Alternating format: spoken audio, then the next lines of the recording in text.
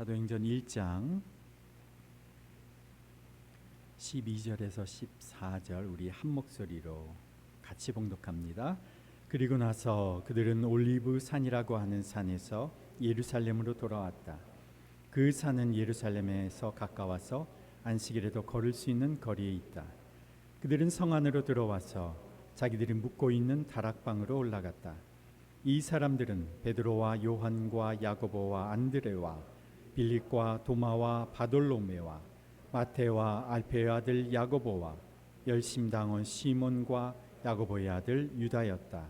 이들은 모두 여자들과 예수의 어머니 마리아와 예수의 동생들과 함께 한 마음으로 기도에 힘썼다. 아멘. 우리가 그 나라의 국민으로 살아가는 사람이라면 그 나라의 국민임을 입증할 수가 있습니다. 내가 대한민국 국민으로 살아간다고 하면 내가 대한민국 국민임을 증명할 수 있다는 거죠. 무엇이 나를 대한민국 사람으로 증명할까요? 우리의 신분증, 패스포드, 여권일 겁니다. 외국으로 여행을 하기 전까지 여권을 안 만들지 않으신 분들도 혹시 계실지는 모르겠지만 해외를 한 번이라도 나가게 되면 그 사람 여권을 만듭니다. 그 여권이 해외 어디 나라에 가서도 이 사람이 어느 나라의 시민인가를 증명해 줍니다. 물론 국내에서도 우리 신분증이 그 사람을 증명해 줍니다. 우리가 하나님 나라 백성이라고 하는 우리의 하나님 나라의 백성됨을 증명해 주는 것이 무엇일까요? 그것은 성령입니다. 고린도후서 1장 22절 하나님께서는 또한 우리를 자기의 것이라는 표로 인을 치시고 그 보증으로 우리의 마음에 성령을 주셨습니다. 에베소서 1장 13절에도 복음을 듣고서 그리스도를 믿음으로써 약속하신 성령의 날인 도장을 받았습니다. 이 성령은 하나님의 소유인 우리가 완전히 구원받을 때까지 우리의 상속의 담보이시다. 우리가 하나님의 백성인 것을 어떻게 할 수 있느냐? 성령을 받으면 그 사람이 하나님의 백성인 것이 증명이 되는 겁니다. 성령을 받는 것, 성령을 모시고 사는 것, 이것이 성경이 말하는 거듭남입니다. 성령으로 새롭게 태어나는 것이죠. 하나님 나라 백성으로 태어나는 겁니다.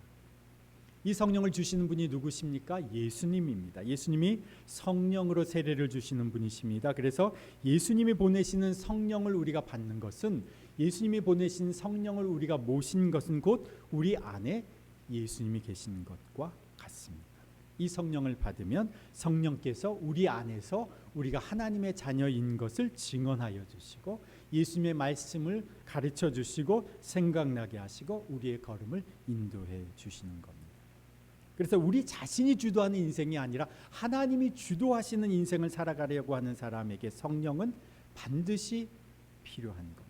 성령을 모셔야, 성령을 받아야 내가 주도하는 삶이 아닌 하나님이 주도하시는 삶을 살아가게 되는 겁니다. 이 구하는 자에게 성령을 주신다고 했습니다. 약속한 것을 기다리라. 구하고 찾고 두드리는 자에게 성령을 주신다고 했습니다. 이게 지난 시간에 제가 말씀을 드린 말씀입니다. 오늘 우리가 읽은 본문이 사도행전인데 사도행전 별칭으로 성령행전이라고도 불립니다. 사도들, 제자들의 행적을 기록한 사도행전은 성령께서 그들의 삶을 주도해 가신 사역, 역사였기 때문에 그렇습니다. 그들은 성령을 통해서 하나님의 주도 아래 살아갔던 사람들입니다. 사도행전 1장 8절에 오직 성령이 너에게 임하시면 너희가 권능을 받고 예루살렘과 온 유대와 사마리아와 그리고 땅끝까지 이르러 내 증인이 되리라 이렇게 말씀을 하셨는데 말씀하신 대로 그들은 성령을 받았습니다. 그리고 성령을 받고 예루살렘에서부터 복음을 증거하기 시작하죠.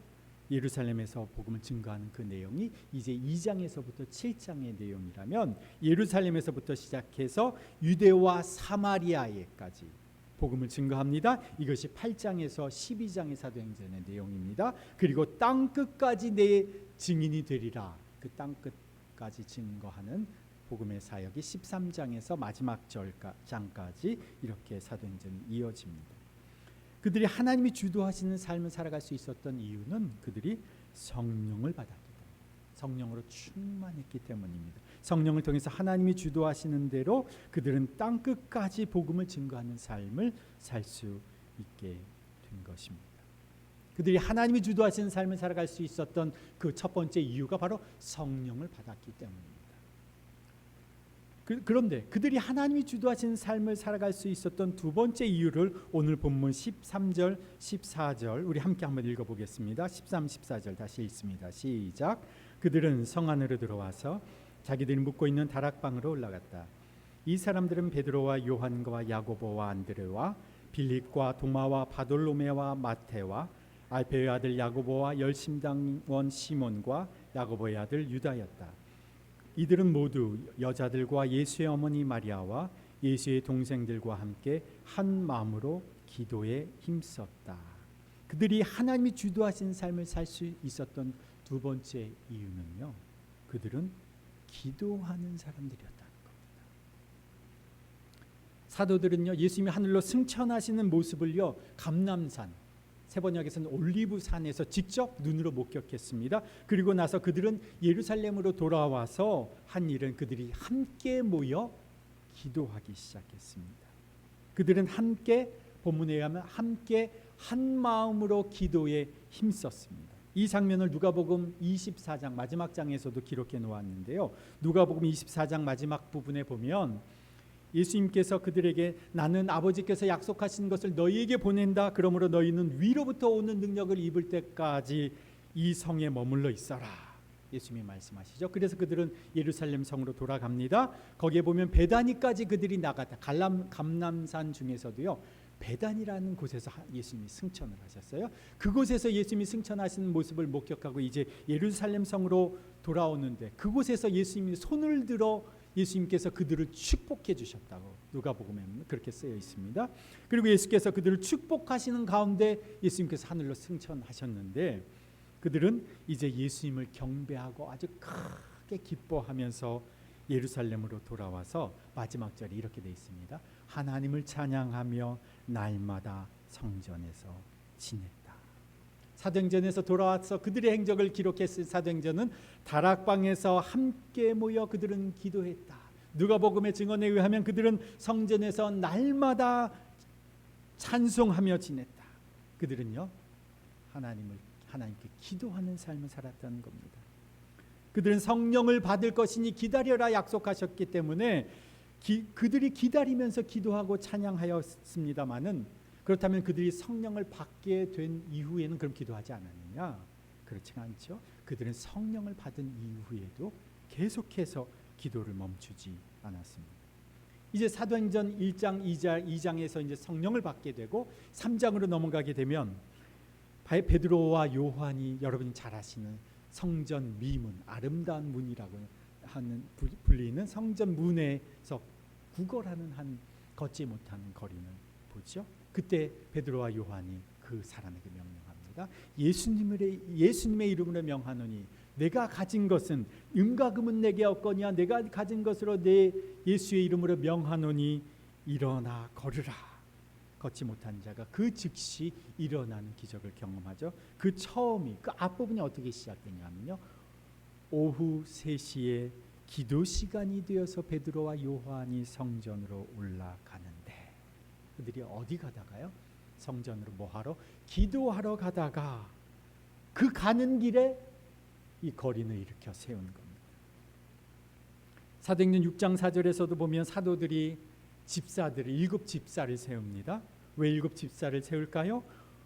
우리가 가난하고 어려운 사람을 구제하는 일을 해야 되는데 음식 나누는 일을 해야 되는데 사도들이 보니까 이것이 만만치 않은 일이에요. 그러니까 사도들이 7 집사를 세우면서 우리들은 사도들은 제자들은 기도와 말씀에 전념하리라. 오로지 기도와 말씀 사역에 힘쓰리라 하면서 7명의 집사를 세우는 장면이 사도행전 6장에 나옵니다. 사도들은 이렇게요. 기도와 말씀에 집중하는 사람들이었습니다. 사도행전 10장에도 보면요. 베드로가 기도하는 가운데 환상을 봅니다. 여러분 잘 아시는 환상이죠. 큰 보자기 같은 그릇이 하늘로부터 내려오는데 거기에서 온갖 짐승들이 다 그 안에 담겨져 있고, 특별히 유대인들이 가증스럽게 여기는 것, 먹을 수 없는 것, 부정한 동물들이 거기에 있는 거예요. 기어다니는 것들, 공중의 새들, 막 온갖 짐승들이 거기 담겨 있습니다. 그런데 하늘에서 음성이 들려서 이것을 잡아 먹으라. 베드로가 말합니다. 율법에서 금하고 있어서 난 이런 것을 먹을 수가 없습니다. 저는 먹지 못하겠습니다. 그때 하나님께서 깨끗하게 하신 것을 속되다고 하지 말아라. 기도 가운데에 베드로가 이 환상을 보죠. 근데 그 동시에 고넬료가 하는 사람이 기도 중에 천사가 그에게 나타나서 이렇게 얘기합니다. 하나님께서 너의 기도를 들으셨다. 베드로에게 요바의 사람을 보내어서 거기에 가면 베드로라고 하는 사람을 있으니 그 사람을 데리고 와라. 그 사람으로부터 너희가 들어야 할 메시지가 있다. 그래서 그 당시까지만 해도 베드로는 이방인들과 접촉하는 것이 부정하게 여겼던 유대인으로만 살았었는데, 기도 중에 하나님께서 베드로의 인식을 깨트리시고 이방인에게도 복음을 전하게 된 것이 바로 기도 중에 그에게 가르쳐 주셨기 때문에 이게 가능하게 된 일이었습니다.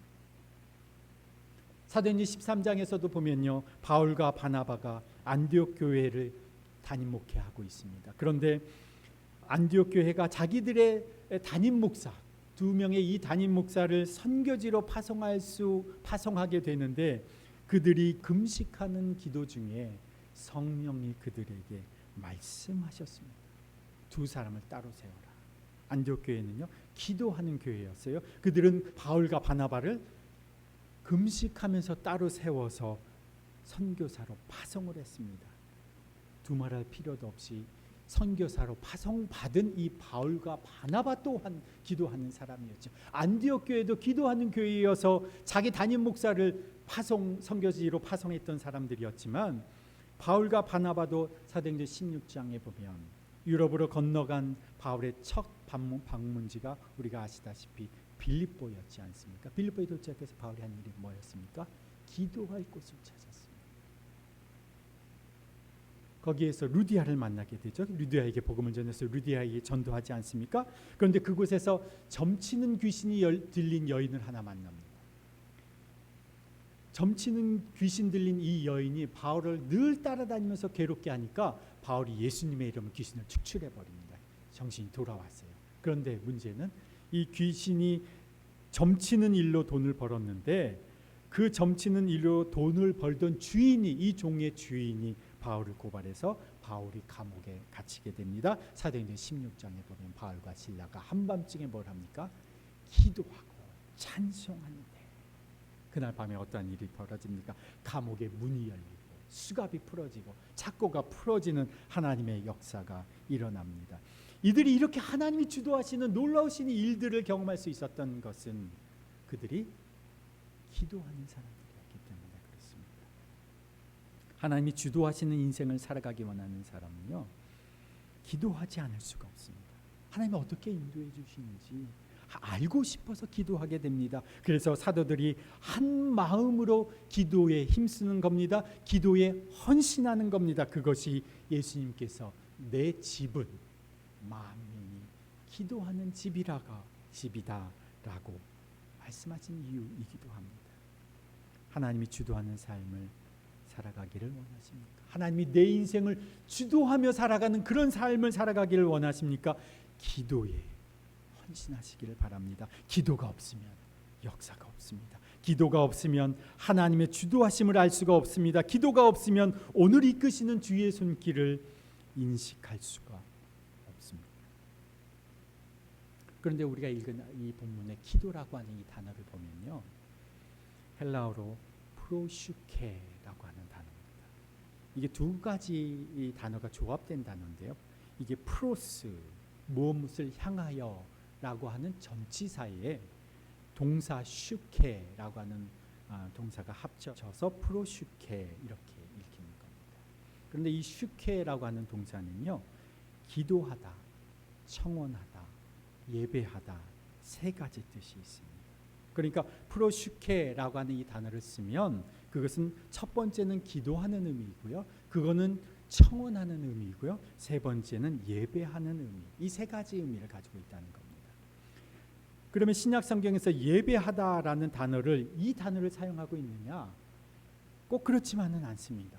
우리가 예배하다라고 하는 단어를 신약에서 사용할 때는 또 다른 두 개의 단어가 있는데 예배하다라는 단어로 프로슈케네오라고 하는 단어를 씁니다. 아까 제가 말씀드린 것처럼 전치사 프로스라고 하는 전치사에 엎드려 입맞추다, 종이 주인의 발에 입맞추는 행동을 의미하는 단어 퀘네오라고 하는 단어가 합쳐져서 프로슈케네오라고 하는 단어를 씁니다. 이것이 예배하다라는 단어의 뜻이죠.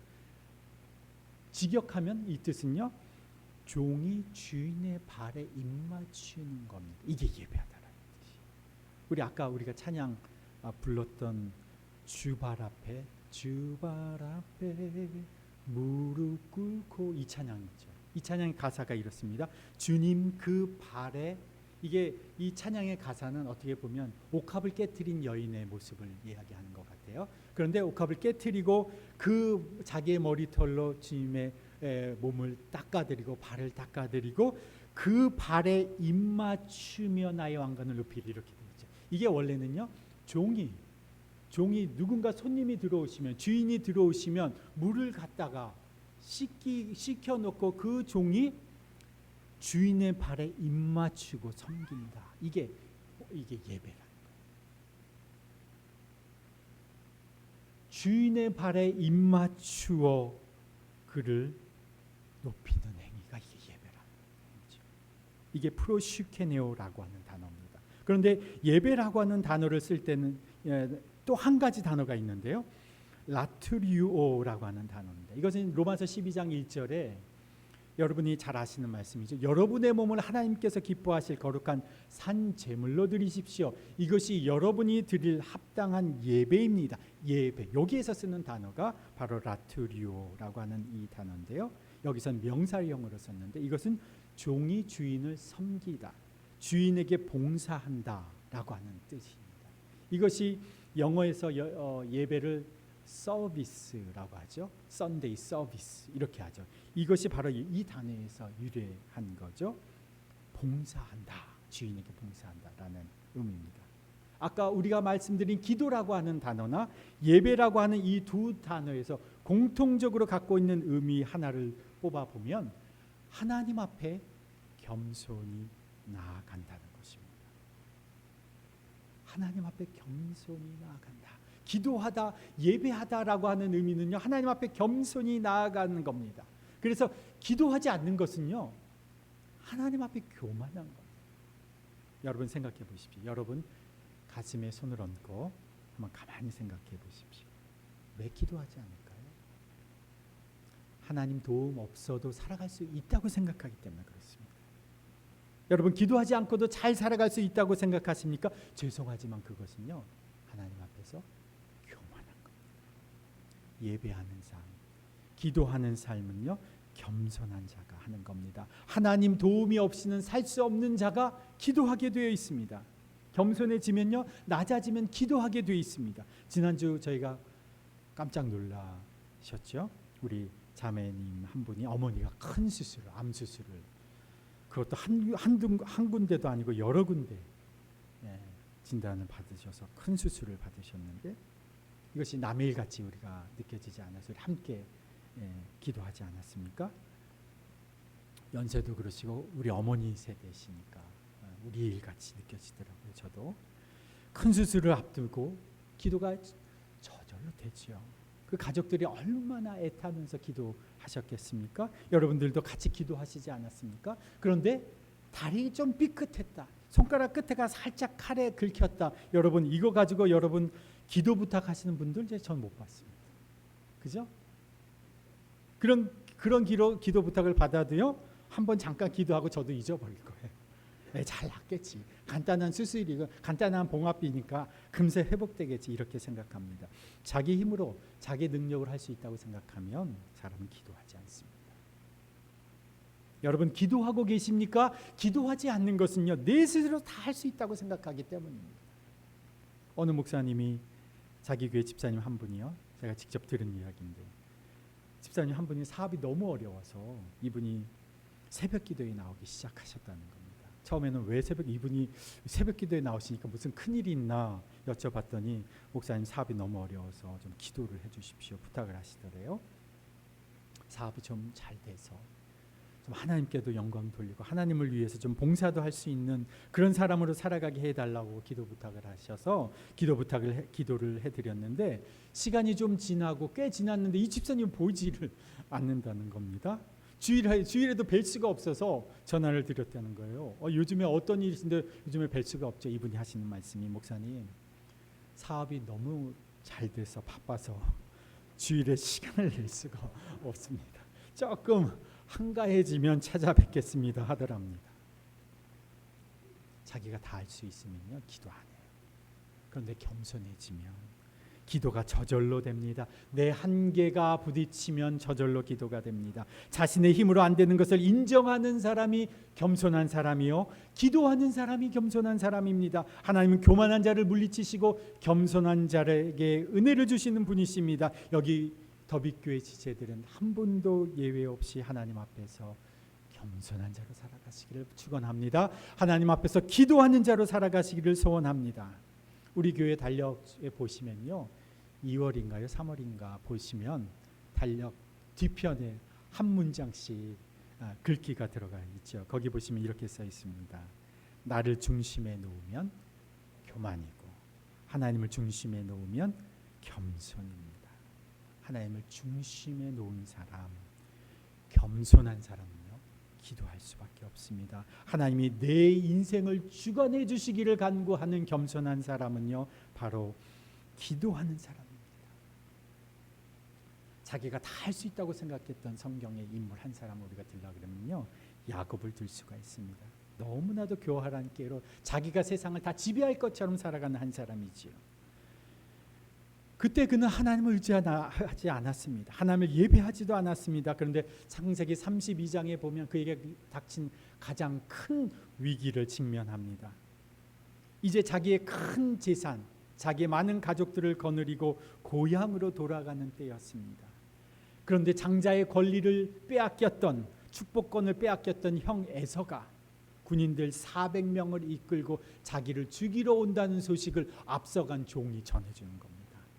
약복강 나루에서 가축을 먼저 보내고 선물들을 앞에 먼저 보내고 사랑하는 가족과 전 재산을 먼저 다 건너보낸 후에 혼자 남아서 야곱이 씨름합니다. 하나님과 씨름합니다. 이때 야곱의 씨름이 무엇인지 아십니까? 하나님 나를 축복해 주시지 않으면 당신을 놓지 않겠습니다. 이것은 어떤 고백이냐면요 주님 살려주십시오.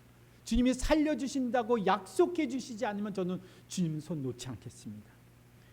야곱이 하나님에 있어 매달려서 놓아주지를 않으니까 하나님이 야곱의 엉덩이 뼈를 치시기까지 했는데 야곱은 그럼에도 불구하고 하나님을 놓지 않습니다. 그래서 하나님이 야곱에게 져주십니다. 그래 알았다. 네 기도를 들어주겠다. 하나님이 야곱에게 져주십니다. 교만한 사람은 기도하지 않습니다. 교활한 야곱도 더 이상 아무 방법이 남아있지 않았을 때서야 더 이상 물러설 데가 없을 때에서야 죽기 살기로 매달려 엉덩이 뼈가 부러져도 하나님 잡은 손을 놓지를 않는 겁니다. 야곱은 그 자리에서 그 기도의 자리에서 하나님을 대면하는 겁니다.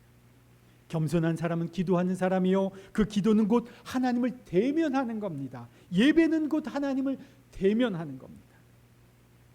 사람들이 별로 믿음이 없어도요 신앙이 없어도요 정말 방법이 보이지 않으면 살 길이 정말 없으면 사람들은요 하나님을 찾기 시작합니다. 하나님을 찾는 사람이 어디로 갈까요? 예배의 자리로 찾아갑니다. 기도의 자리로 찾아갑니다. 예배는 하나님을 대면하는 것입니다. 기도는 하나님을 대면하는 것입니다. 그런데 예배에 하나님을 대면하는 것이 없다면요 우리가 예배에 와서 하나님을 대면해야 되는데 이 예배의 자리에서 하나님을 대면하는 것이 없다면 이 예배는요 형식만 남는 쇼가 되는 겁니다. 제가 안시골에 한 대형 교회를 제 아내하고 그때 같이 갔어요. 예배를 끝나고 나왔는데 느끼는 느낌이 딱 이겁니다.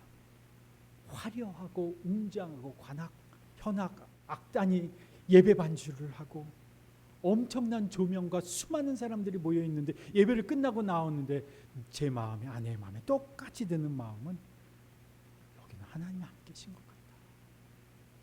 그런데 아무리 소박해도, 아무리 형식이 투박해도 그곳에서 하나님을 만나면 그곳은 살아있는 예배, 살아있는 현장이 되는 겁니다. 저도 그렇고 여기 있는 찬양 인도자도 그렇고 예배에 참석하시는 분들도 그렇고 예배의 순서를 맡으신 분들도 그렇고 이 예배의 본질은 곧 하나님을 대면하는 것에 우리는 모두 집중해야 합니다. 사람을 의식하고 누군가의 인정을 받고 설교를 잘했다, 찬양을 잘했다, 기도를 잘했다, 누군가의 인정을 받는 것에서 예배가 출발하는 것은요, 출발부터 잘못된 겁니다. 우리가 기도를 통해서, 예배를 통해서 본질적인 것은 무엇입니까? 하나님을 대면하는 겁니다. 여러분이 기도할 때 기도해야 할 시급한 문제가 있기 때문에 그 기도의 제목을 하나님 앞에 가지고 기도를 시작하겠지만요, 기도를 하면 기도의 본질은요, 결국 하나님의 얼굴을 만나는 겁니다. 하나님을 만나면, 하나님을 대면하면 내 속의 응어리가 다 풀어집니다. 내 울분이 다 해결됩니다. 내 필요가 다 주님 앞에 다 토설됩니다. 하나님을 대면하면 내 인생의 질문들이 다 해결됩니다. 내 인생의 목적이 뭔지를 알게 됩니다. 하나님을 대면하면 내가 누군지 알게 됩니다. 하나님을 대면하면 내 갈 길이 무엇인지를 알게 됩니다. 하나님을 대면하면 그래서 행복합니다. 하나님을 대면하면 더 이상 환경이 문제가 되지 않습니다. 하나님을 대면하면 더 이상 여건이 문제가 되지 않습니다. 기도를 통해서 하나님을 대면하면 하나님 나라가 어디에? 내 안에 임하게 되는 것입니다. 이 땅에서 하나님 나라를 경험하게 되는 것입니다. 오늘 우리의 삶에서 예수 그리스도께서 주인으로 다스리시는 하나님 나라를 바로 이 자리에서 경험하게 되는 겁니다. 여러분, 예수님께서 어디에 계신다고 여러분은 믿으십니까? 기도 가운데 하나님을 대면하고 예수님을 대면하면 그 예수님은 수천 년 전에 계신 분이 아니라 바로 여기 현재에 나와 함께 계시는 분으로 우리는 알게 됩니다. 예수님은 저 멀리 계신 분이 아니라 바로 여기 이곳에 나와 함께 계시는 분으로 우리는 알게 되는 겁니다. 예수 그리스도의 돌보심과 인도하심을 경험하게 됩니다. 예수님의 공급하심을 경험하게 됩니다. 예수 그리스도의 성품과 인격을 담게 됩니다. 그 능력을 덧입게 되는 겁니다. 하나님의 자녀로서 살아간다는 것이 얼마나 행복하고 얼마나 큰 복인지를 우리는 알게 됩니다. 그러니까요, 어떻게 돼요? 그 예수 그리스도를 사람들에게 전하게 되는 거죠. 여러분, 하나님을 대면하시기를 바랍니다. 하나님이 주도하시는 삶을 사는 사람은 모두 다 예외 없이 이 하나님을 매일마다 대면하는 사람들입니다. 그렇다면 어떻게 우리가 하나님을 대면할까? 오늘 본문 말씀을 우리가 보면 함께 기도하는 겁니다. 함께 한번 따라해 보실까요? 함께 기도하는 겁니다. 여러분이 하나님을 어떻게 대면하냐면요, 함께 기도할 때 하나님을 대면하게 됩니다. 기도하는데요, 함께가 중요합니다. 함께 기도해야 합니다. 함께하는 기도에 힘이 있습니다. 영적으로 서로를 무장시켜 줍니다. 혼자서는 할 수 없는 기도가 함께할 때 가능하게 됩니다. 기도를 통해서 예수 그리스도 안에서 우리가 연대하게 되는 거죠. 그래서 제자들이요, 다 혼자 기도할 수 있었지만 본문에 보시면 함께 한 마음으로 기도에 힘썼다. 여러분, 용사들 틈에 있으면요, 여러분들 용사가 되는 겁니다. 기도의 용사 옆에 있으면요, 최소한 우리는 기도하는 사람이 되는 겁니다. 엘리야 옆에 있으면 최소한 엘리사는 되는 거죠. 예전에 우리의 부모님들은요, 우리 부모님들 지금은 참 기도가 너무 많이 없어져 버려서 우리 이제 더비교회는 이제 기도하는 교회로 세워져 갈 것입니다. 그런데 우리 부모님 세대에서는 얼마나 기도를 많이 하셨는지 몰라요. 저 어렸을 때 아직도 기억나는 것이요, 제가 학교도 가기 전이었을 것 같아요. 그런데 그 캄캄한 새벽에 아버지가 저를 이끌고 산을 넘어, 그 당시 제 기억에는 산이에요. 지금은 뭐 동산인지 모르겠지만 산을 넘어, 캄캄한 산을 넘어 교회 새벽 기도에 데리고 가셨어요. 제가 가면 뭐 할까요? 아버지 옆에 앉아서 졸겠죠. 그런데 아버지가 기도하는 그 소리를 듣고 자라는 겁니다. 아이들은 부모의 기도 소리를 들으면서 자라나는 겁니다. 기도의 용사들 틈에 있으면요, 기도하는 사람이 될 수밖에 없습니다. 함께 기도하는 영적인 분위기 속에서 자라나면 그 사람은 하나님의 사람으로 성장해 가는 겁니다. 우리가 아침마다 사순절 묵상 마지막에 제가요, 묵상의 제목 하나 하고 기도 제목 하나 이렇게 두 가지를 제가 올려드려요. 여러분 하루를 살아가면서 나 뭘 기도하지? 기도의 제목을 여러분 잘 모르신다고 한다면 두 가지 붙잡고 기도하시면 돼요. 말씀을 묵상할 묵상의 제목 하나와 하루를 살아가 말씀 붙잡고 기도할 수 있는 기도의 제목을 드려요. 여러분 아침에 같이 기도하고 아침 7시에 할 수 있으신 분들은 함께 말씀을 묵상하고 기도하고, 그리고 여러분들이 그 시간 할 수 없는 분들은 다른 시간이라도 같이 묵상하고 기도하시면 좋겠습니다. 제가 여러 번 말씀드리죠. 30분은 기도하면 좋겠다. 1시간은 기도하면 좋겠다. 여러분 30분 기도하려면 어떻게 기도해야 될까? 여러분 10분만 기도해도 기도할 것이 없는데요 라고 하는 분들은 제가 늘 얘기합니다. 4가지 문장을 가지고 기도하십시오. 첫 번째는요, 감사합니다. 여러분 이제 감사합니다 한 문장을 딱 주님 앞에서 이야기하면요, 여러분의 감사의 제목들이 생각나기 시작할 겁니다. 여러분이 하나님 앞에 무슨 감사가 있는지가 떠오르기 시작할 겁니다. 감사합니다로 시작합니다. 두 번째는요, 예배합니다. 여러분의 인생의 목적은요, 기도하고 예배하는 것, 하나님을 예배하는 존재로 우리를 창조하셨어요. 주님, 내가 주님을 예배합니다라고 딱 말하고 고백하는 순간 우리의 존재는 깨어나는 겁니다. 왜요? 우리는 예배하는 존재로 만들어졌기 때문에, 하나님을 영광스럽게 하는 존재로 만들어졌기 때문에, 주님, 내가 주님을 예배합니다 그러면요, 온 존재의 영이 깨어납니다. 하나님 안에서 세상의 흐름으로 막 흘러가다가 그 자리에서 예배합니다 주님라고 말하는 순간 나의 존재가 주님 앞에서 서는 거지. 주님을 예배합니다라고 고백하기 시작하면 감사와 찬송과 더불어 주님께 깊이 나아가게, 그분을 바라보게 되죠. 첫 번째가 뭐라고요? 감사합니다. 두 번째가 예배합니다. 그 다음에 세 번째는 신뢰합니다. 하나님이 기뻐하시는 기도는요, 믿음의 기도입니다. 하나님을 신뢰하는 겁니다. 여러분들이 할 말이 많죠. 하나님 앞에 불평할 것도 많죠. 그런데도 그에 앞서서 우리는 뭘 고백하냐면요, 신뢰한다고. 주님이 더 좋은 것을 우리에게 주시는 분이고, 나를 위해서 아들까지도 포기하신 그 예수님이 나에게 아낌없이 주시는 분이심을 고백하는 거지. 그 하나님을 신뢰한다고 고백하는 것은요, 어린아이가 우리 부모가 듣기에 제일 좋은 말이 뭐죠? 아빠 세상에서 최고야 라고 하는 고백과 똑같습니다. 주님을 신뢰합니다라는 고백을, 믿음의 기도를 하나님 너무나 기뻐하시죠. 마지막 네 번째 문장은요, 의지합니다. 여러분 의지한다는 말은 여러분이 의지할 여러 가지 필요한 것들, 하나님 앞에 구할 것들, 의지합니다 이 한마디에 다 포함되어 있습니다. 그래서 감사합니다, 예배합니다, 신뢰합니다, 의지합니다, 이 문장 네 문장을 주님 앞에 탁 털어놓으면요, 신뢰할 내용, 감사할 내용, 주님 앞에 구할 내용, 하나님 앞에 예배할 내용들이 줄줄이 생각나기 시작합니다. 네 문장 가지고 반복해서 기도해요. 30분은요 1시간은 금방 갑니다. 여러분 그런 기도의 생활을 하실 수 있게 되기를 바랍니다. 여러분 그런데 함께 기도해야 되는 거예요. 함께. 혼자 있지 마십시오. 여러분 혼자 각계 전투하지 않으시기를 바랍니다. 길 잃은 어린 양 한 마리가 되지 않기를 바랍니다. 여러분 지금 우리가 뭘 합니까? 이 코로나 바이러스로 사회적 거리두기를 하죠. 사람들도 지금 이렇게 떨어져 앉았지 않아요? 바짝 붙지 않았지 않습니까? 사회적 거리두기를 할수록 우리는 뭘 해야 되냐면요, 영적으로 가까워져야 합니다. 영적으로 연대해야 되는 거예요. 그래야 안전한 거예요. 최근에 나온 많은 데이터들 중에 계속 반복해서 들리는 이야기가 뭐냐면요, 지금 대면 예배를 잘 나오지 못하는 많은 교인들이, 기독교인들의 30%가 코로나가 끝나고 나서도 교회로 돌아가지 않겠다, 이렇게 설문조사가 되어 있습니다. 지금 신앙을 조금이라도 갖고 있는 사람들의 30%가 코로나가 끝나고 나서도 나는 그 교회로 돌아가지 않겠다.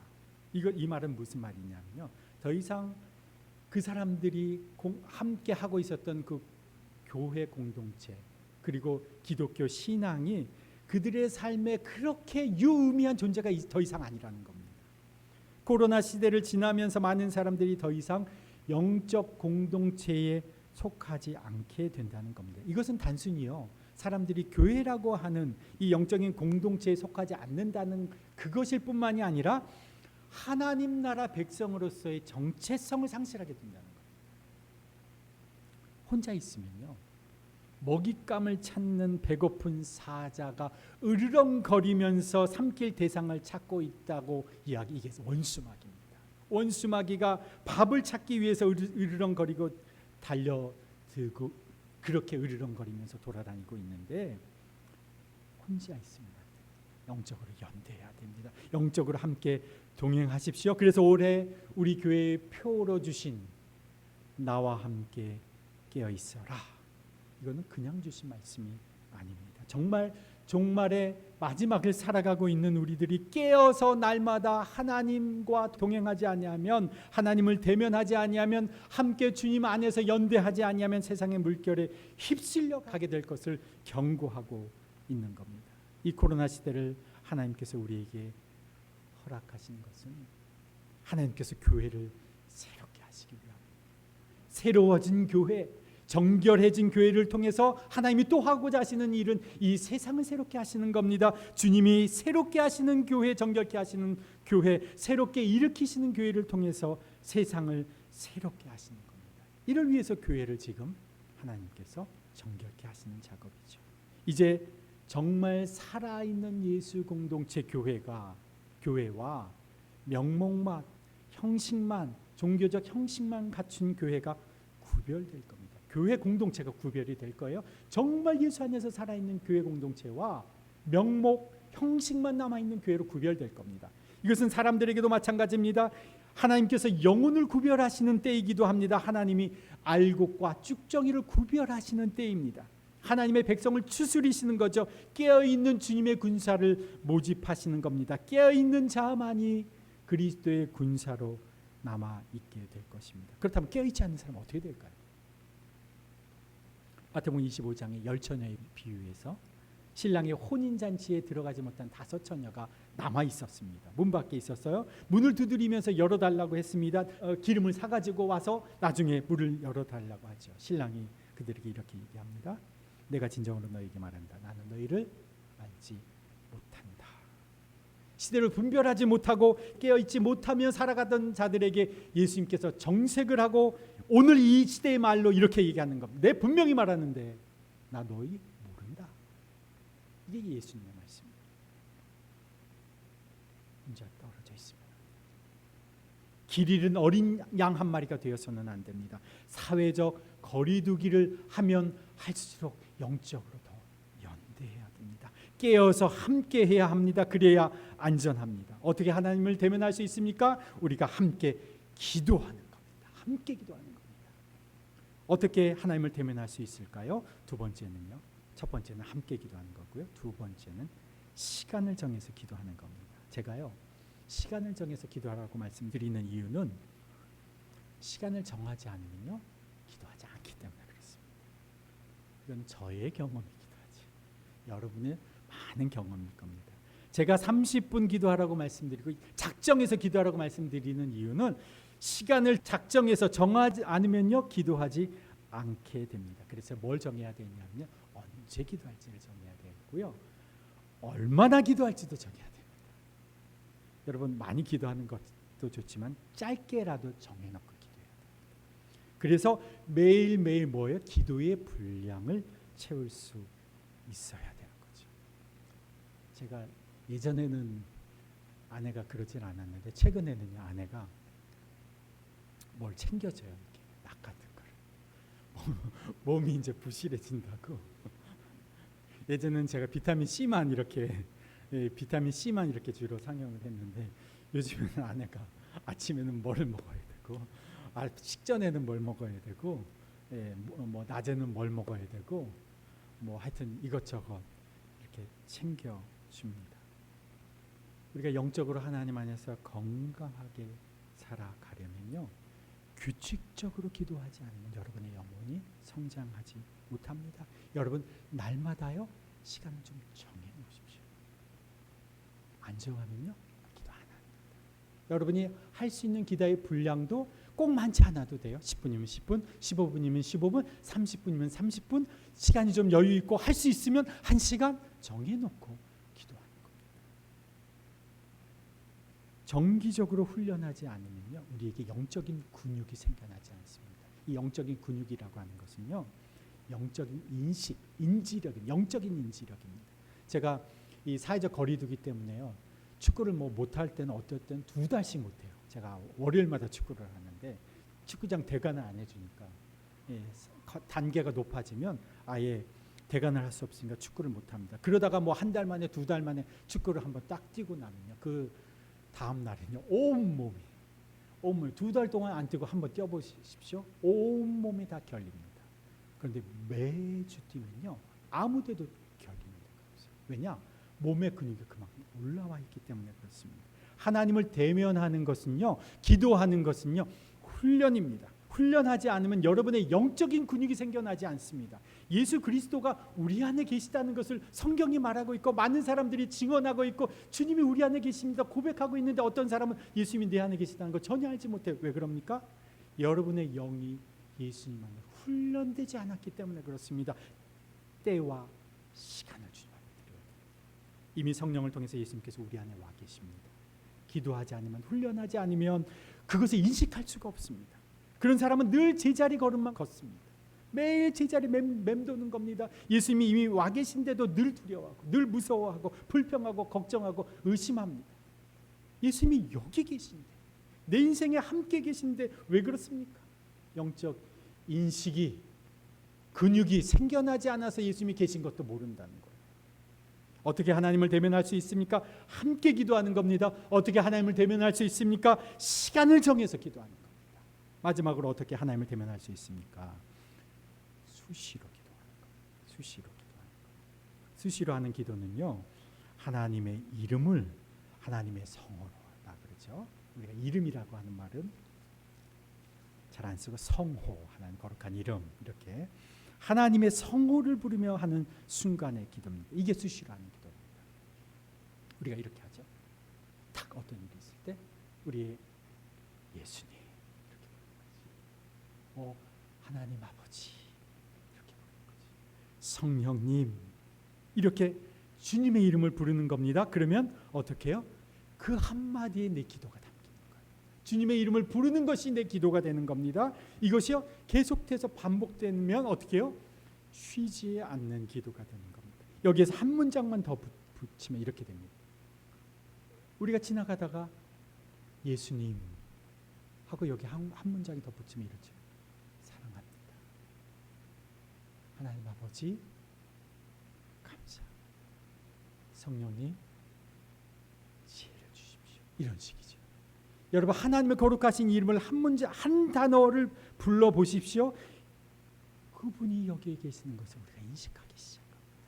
예수님이라고 부르는 순간 사람들과 만날 때에 사람과 대화할 때에 가정에서 직장에서 관계에서 일할 때에 우리는 많은 것들을 보고 느끼지만 내가 부르는 내 속에서 부르는 한마디 단어 예수님이라고 하는 그 이름 그 짧은 한마디에 온 나의 생각이 예수님을 통해서 바라보게 되고 예수님을 통해서 생각하게 되고 예수님을 통해서 내가 모든 것을 인식하게 되는 겁니다. 아침에 딱 일어나면요 예수님 감사합니다. 주님 사랑합니다. 이 고백부터 시작하는 거죠. 여러분이 여러분의 인생 하나님이 여러분의 인생을 주도해 가시기를 원하십니까? 하나님이 여러분의 인생을 이끌어 가시기를 원하십니까? 매일마다 하나님을 대면하십시오. 함께 기도하는 겁니다. 시간을 정해놓고 기도하는 겁니다. 수시로 하나님의 이름을 부르는 겁니다. 우리가 이렇게 살아갈 때에 우리는 예수 그리스도의 현존을 삶에서 날마다 경험하면서 살아가게 될 것입니다. 사도행전의 이 사도들과 제자들이 누렸던 것처럼 하나님이 주도하시는 삶에 우리도 참여하는 복을 누리게 될 것입니다. 우리가 할 수 없었던 일들을 하나님이 하시는 것을 우리가 경험하게 될 것입니다. 우리의 인생이 하나님 나라 역사의 한 부분으로 기록되는 그러한 복을 누리게 될 것입니다. 여러분, 오늘 주님이 여러분에게 하시는 말씀을 들으셨습니까? 여러분, 그 말씀을 마음에 새기며 이제 한번 함께 기도하십시다. 우리 예배자 한번 반주해 주시고요. 말씀을 생각하면서 이 시간 합심하여 한번 기도하십시오. 여러분이 주신 말씀을 가슴에 품고 고백하고 결단하는 기도를 주님 앞에 드리십시다. 하나님 아버지, 감사합니다. 주님, 이 시대 속에서 주님 하나님이 주도하시는 인생으로 저희들 살아가고 싶습니다. 하나님이 붙잡으시고 하나님이 주관하시는 인생으로 살아가기를 원합니다. 하나님, 저희들 하나님을 날마다 대면하는 사람 되게 해주십시오. 주님, 기도하는 사람 되게 해주십시오. 주님, 저희들 함께 기도해 주십시오.